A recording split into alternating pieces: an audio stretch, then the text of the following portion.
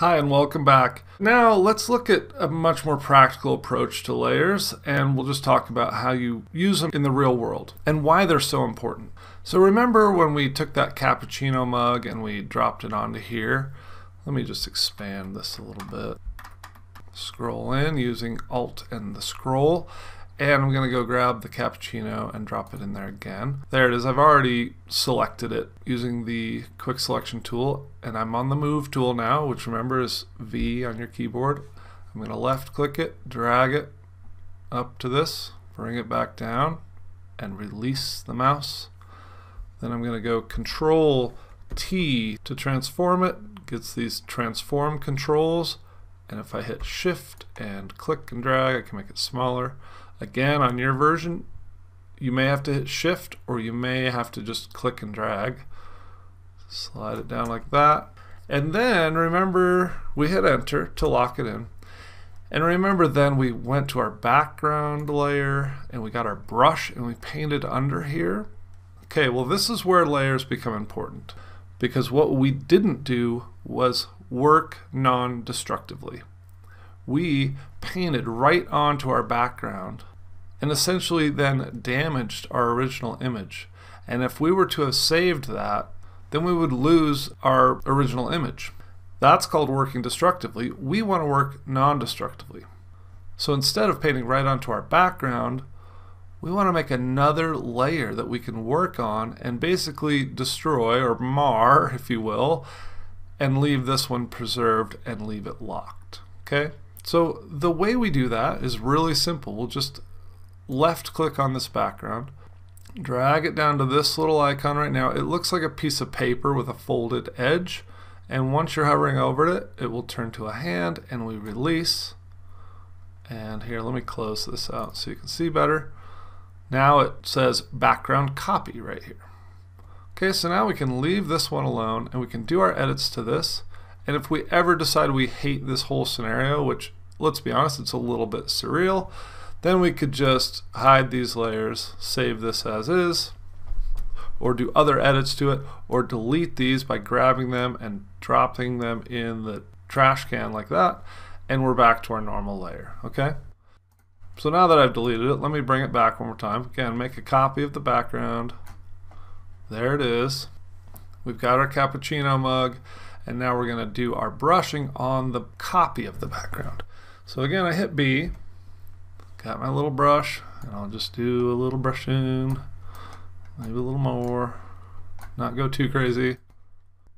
And you can even see it if you look closely on this little thumbnail that I have the shadow painted onto this background. In fact, if I hide the mug, there it is. If I hide this background that I've essentially damaged, there's our original still there. Okay? The way we had to do things in the old days was we had to save a separate copy of whatever we were doing edits on so that we could preserve the original. So I would have my original barnedits.jpg, and then I would open this one, bring in my cappuccino mug, put in my shadow, and then I would do a save as, which if you remember is Control Alt S, if I can find it on my keyboard. And then I would rename this to, you know, barn with field and cappuccino mug or whatever, so that way I didn't mess up my original.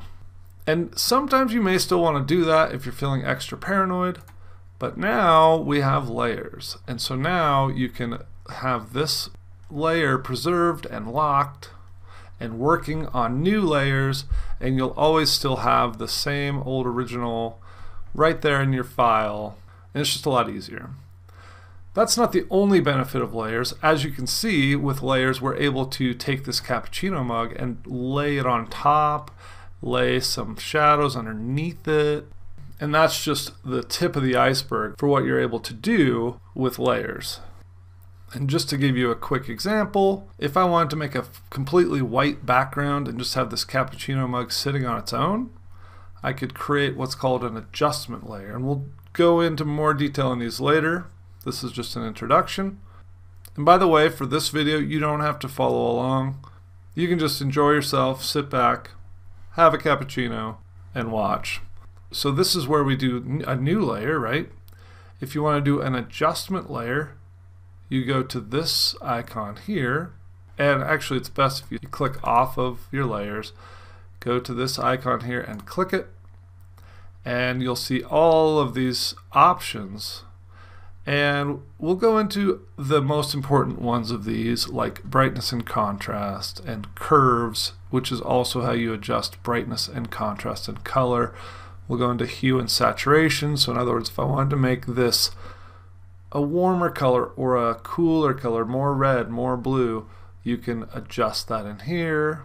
But what we're looking for to make a solid background is a solid color right here. So we click on this. It brings us to our color picker, and now you can pick whatever background color you want. And you can go up this range here, which is the rainbow. Basically has all of your reds, blues, greens, yellows, oranges, and back to red.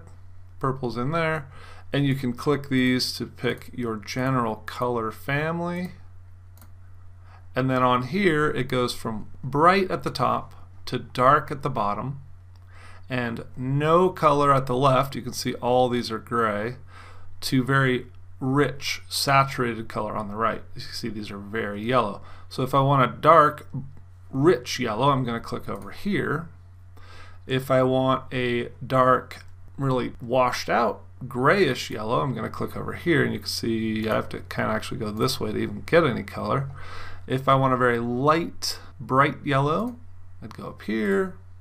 And if I want a very light, if I want a light but muted yellow, I'm going to go up here. And if I want a light but very bright color of yellow, then I'll go over here. And by bright, I mean intense color, okay? We'll talk about this more too, but let's see. So I wanted to do a white background. So I can either go up to this very top left corner and carefully select white from there, and you have to get right in the corner to get it to be exactly white. Or even easier is I can go down to this hashtag code, and these are web color codes, and I can just highlight this and type in FFF FFF, and that gives me pure white. Then I click OK, and you can see I've created this new layer that's all white. Problem is, it's on top of my cappuccino layer. If you recall, we can reorder these layers, right? So I'm going to grab this layer. Don't want to click on these because this is where your adjustments were made. You want to click over here right on the layer. You also can't click on the text because it'll try to rename itself if you double click. But you want to click over here, click, grab, drag gently until your blue line pops below the cappuccino layer, release, and now our cappuccino is on a white background. You'll also notice if I zoom in, hit the letter Z, and I can zoom in, you'll also notice that we're seeing a lot more imperfections in our cropping. So that's something we would want to clean up on a white background. Now if we want to go do our shadow, probably zoom back out just a tiny bit, Alt and click and press the space bar and move it to the center just to make it easier to work with. We're going to click on this layer, go to the brush tool, which is B. Actually we need to be in here, and then we'll just brush a little here, maybe once more.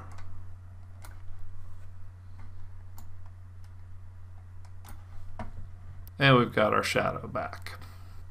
And by the way, the reason that the shadow doesn't show up on the coffee mug is that we're painting on the layer beneath it. So this is sitting on top of that. If I toggle this off, you'll see the shadow actually goes up underneath the mug.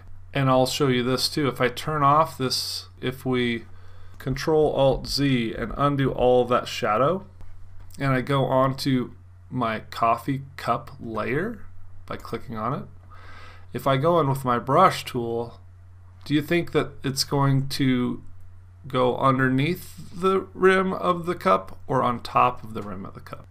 Remember, I'm selected on this layer, and this layer is sitting on top of everything else. So if I brush, watch what happens. Now I'm brushing right on this layer. And another thing to keep in mind is this coffee cup layer is not just the coffee cup that we cut out and dragged over here. It's this entire layer. The pixels behind it, as you can see from the little thumbnail, are just transparent. These little checkered gray and white checkers are just showing that these pixels or these parts of this image are just transparent, so you can see through them. But we still have this entire sheet of plastic, if you will, from our previous analogy, that's accepting the color, right? So we'll go ahead and Control Alt Z. On a Mac, you're going to go Command Option Z and undo all that. And you would want to click on your fill layer where you filled it with white and brush underneath. And I'm clicking the mouse and releasing. Remember, I have my opacity set to 30. If it's not set to 30, you might want to reset it. I have the hardness set to very soft, which means just basically you have blurry edges. If I have it set up here, it's going to make this really sharp edge, which looks kind of weird. And then we just click and drag, release the mouse, and then click and drag some more to make that little shadow. And then if we decided we didn't want it on a white background anymore, and actually let's go Control 0 so we can see the whole image, then we could either hide this like that, and we'll be back onto our background copy, or we could delete this whole thing. Just click and drag it into the garbage, and now it's gone. Okay, so that's just a little bit more about layers and a little light introduction to adjustment layers. In the next several videos, we're going to get deeper into adjustment layers so that you can really start to take an image maybe that doesn't have good color, doesn't have good lighting, and use adjustment layers, maybe even along with a selection like your quick select tool, and adjust the image to give it pop, give it brightness, give it contrast, whatever it needs to look great. Okay, so you're doing a great job, and I am really proud of you, and I am grateful to have you along for this ride, and I look forward to seeing you in the next lecture.